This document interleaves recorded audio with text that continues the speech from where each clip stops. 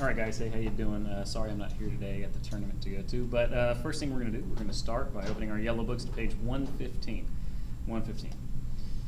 Okay, so up to this point we've talked about energy, the different kinds of potential energy. And we've had elastic potential and gravitational potential. And then we briefly mentioned work. And energy is our capacity to do work. But we don't really understand what work is until we figure out how we do it.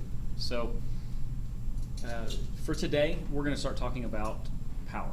Okay, so power is really how fast I do work. So on the way to school this morning, I told my wife, I said, hey, I'm going to ride my bike today, and you're going to ride your Charger. Of course, this isn't true. I know that you guys would want to ask whether or not it's true. So my wife drives her car, and I decide I want to ride my bike. So I say, okay, we're going to leave at the same time and see who gets there first. So my wife and I, we leave at the same time, she in her Charger and me on my bike. And of course, she certainly beats me here, right? She drives a car that's a lot faster than my bike. But who did the most work? I mean, we both propelled our own mass from home to the school. But did we both do the same amount of work? And the answer is, yeah, we did. So even though she drove the car and I rode my bike, we did the same amount of work getting here. We covered the same distance, so we did the same work. However, she did hers a lot faster than me. So you could probably say that she drives a more powerful vehicle than my little 21 speed or my Huffy or whatever you want to call it.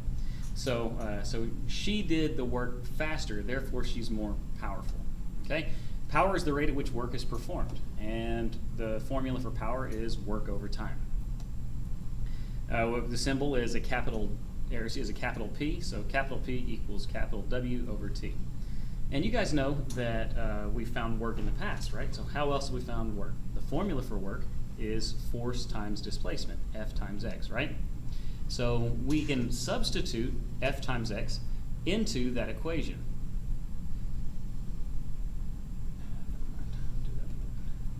So we also know that this X over T is distance over time. So where else have we seen distance over time? Distance over time, as you know, remember from the past, is speed, is our formula for speed. So what we can do is we can substitute that in here, and we end up getting work equals force times velocity. So right here, work equals force times velocity. And our unit for for power is the watt. The watt's named after, I believe James Watt was his name. And it's equal to a joule per second. So if I have a 60 watt light bulb at home, I do 60 joules of work in 1 second, or at least my light bulb does 60 joules of work in 1 second. Okay, so here we are with our first sample problem. We've got a guy who who has a horizontal force of 200 newtons, right? So I'm going to go ahead and draw it on here.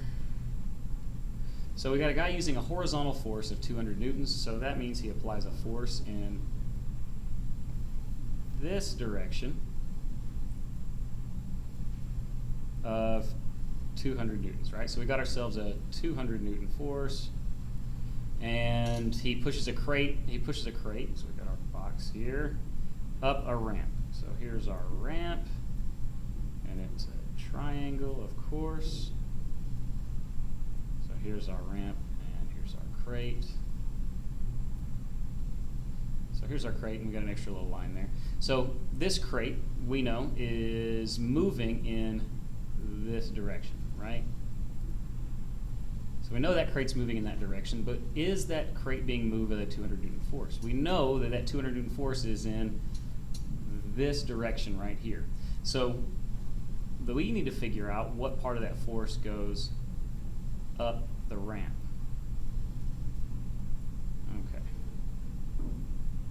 Okay, so we also know that this, since my 200 Newton force is here, I can move it, and it's right here as well. So my arrow there is approximately the same length. So there's my 200 Newton force, and this is my force in the X direction. It's my force up the ramp. So this then would be my 200 again, and here would be my force in the Y direction with respect to my ramp. So my right angle is here. How do I find my Fx? So So my force in the x direction is equal to, so my angle is right here, because it's right here as well. So there's my 20-degree angle. So what we have here is we have work equals force times displacement times the cosine, that's a cosine, of my angle. Okay, so we know what each of these is. We know that my work, this is how we find our work, how long it takes us, or the work that I do. So my force is 200 times my distance, which is 8. And we know the cosine of theta. Actually, I don't know what the cosine of 20 is, but I know what it equals. So work equals 200 times 8 times the cosine of 20. So this is my work formula. Once I get that, so 1600 cosine 20,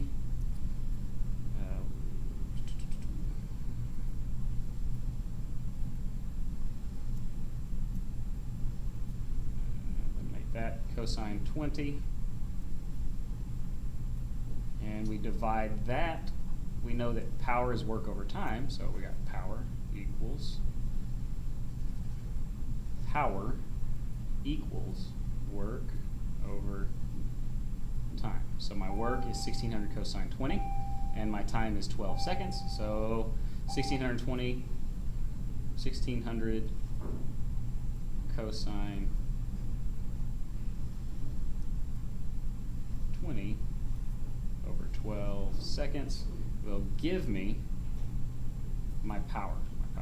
And I don't remember what it equals up to, but that's what my power is, so I could probably figure it out real quick. Got a calculator. So 1600 cosine 20 divided by 12 gives me a power of 125 joules. Excuse me, watts. 125 watts, so 125 joules per second. So that's what my power is, 125 watts. So we also have this word up here, this horsepower. So horsepower is really just an English unit, an American unit of power. So in order for us to figure this out, we know that 1 horsepower is 746 watts.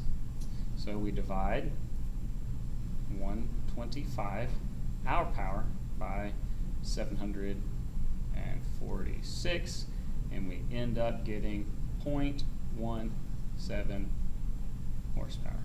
So here are our two answers. 0.17, sorry about the crappy writing there, guys. So there are our two answers. So 1 horsepower is 125 watts. Excuse me, so 125 watts is 0.17 horsepower. So that's what it figures out to be. Not too terribly difficult up to this point. Okay, moving forward. Here we go, and check with your neighbor if you don't have this one. If you don't have this one done. We know all this, yada, and this is our work, 0.17 horsepower. All right, so here we have another problem. We've got 4 engines of a DC-8, and it develops a total of 22 megawatts. 22 megawatts is the same as 22 times 10 to the 6th watts. So 10 to the 6th, as you may know, is 22 million. So we've got 22 million watts here when its velocity is 240 meters per second. So how much force do the engines exert? We know this is a power. So we also know that power equals force times velocity. So we have a force, or a power of 22 million. So in order for us to solve for the force of our engine, we divide both sides by V, so we end up getting power over velocity equals our force. So in this case, 22 times 10 to the 6, 22 million, over our velocity, 240 meters per second, gives us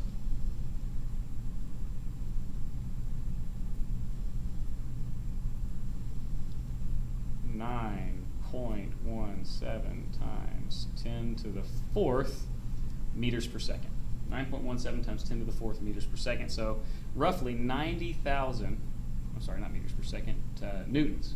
Roughly 90,000 newtons of force. So this DC-8 puts quite a force into the plane to make it accelerate. Anyway, we move through it, and now it's time for you to do some classwork, but actually we'll do that when we come back. And we're going to go ahead and talk about kinetic energy. Kinetic energy is the energy due to movement.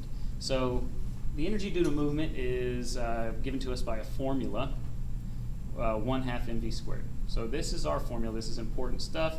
1/2 mv squared, and our units are joules. So once again, we're using the joule, and we use that in work as well. So the runner, since she has a mass and she's moving, she has a kinetic energy. So if you think about it in terms of cars, so a truck has, so if I'm driving a little smart car, you know, a little pizza box on wheels, and if I have somebody else who's driving a truck, and we're going the same speed, if I were to hit a tree or, you know, bus of nuns or a group of orphans or something, who would do more damage? Would me and my little smart car moving 60 do more damage, or would the big truck moving 60 do more damage? So kind of common sense, you think, okay, the truck's bigger, so it's going to impact that group of kids or that tree even more. The smart car doesn't have a whole lot of mass, so therefore it doesn't have a whole lot of kinetic energy. If we take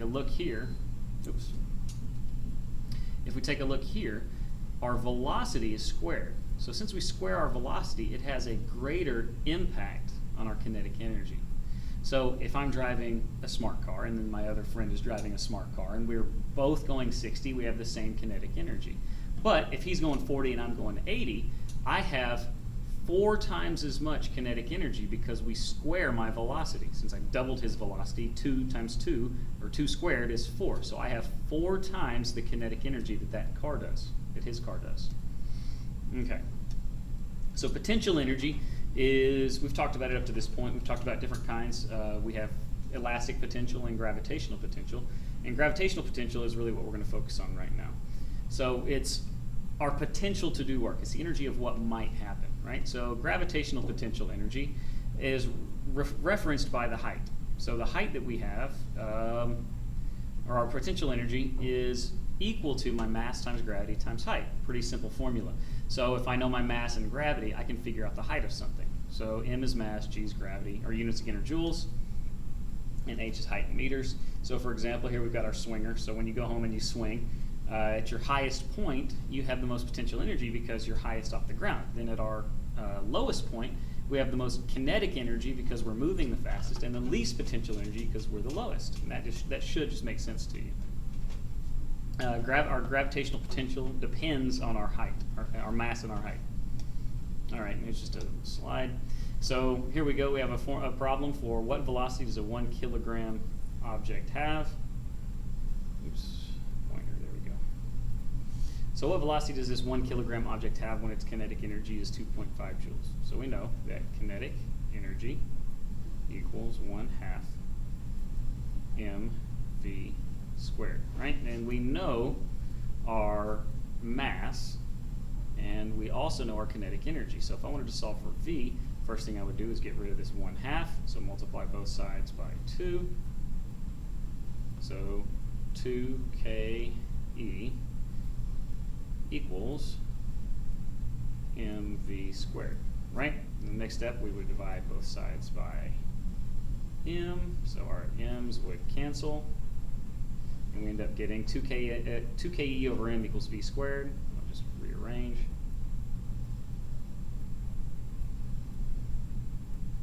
Now, algebraically, our next step would be to take the square root of v squared. It's actually the square root of both sides to solve for v. So square root, and then square root. So we end up with v equals the square root of 2ke over our mass. So once we have that, we solve. We know what our v is. We're solving for v. We know what our ke is. So 2 times 2.5 over my mass of 1. Square root of both of those. So our velocity ends up being the square root of 2 times 2.5, so